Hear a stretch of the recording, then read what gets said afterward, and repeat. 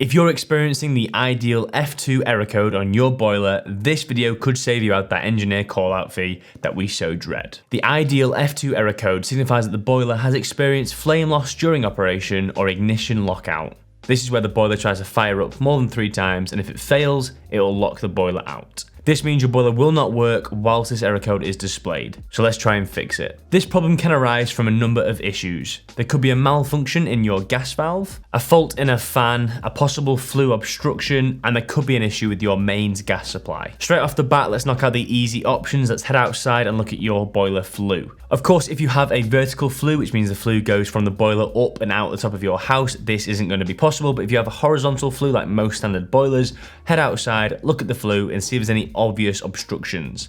If you have a cage around your flue, you could have a bird that has sadly flown straight into it and is now blocking your flue.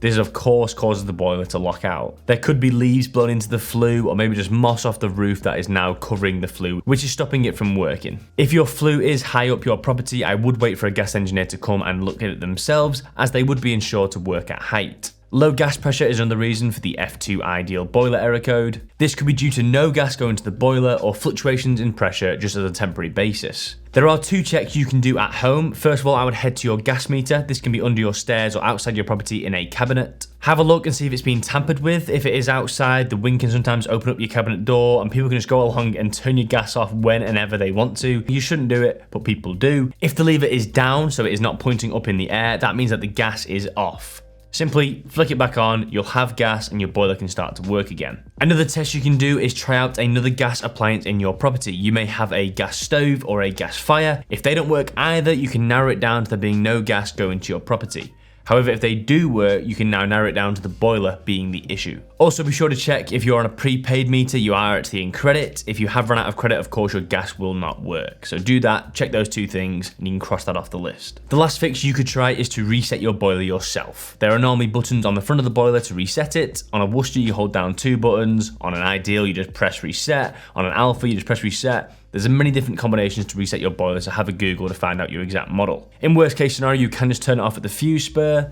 turn it off, wait 10 seconds, turn it back on, and your boiler will reset. This can sometimes get rid of the error code. It can just be a mistaken error.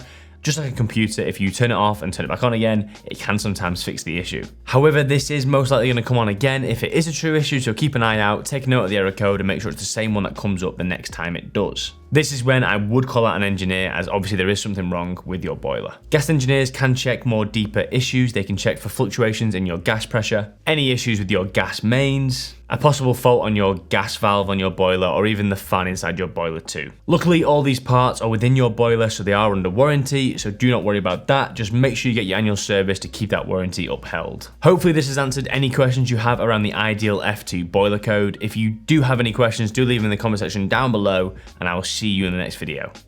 This has been iHeat.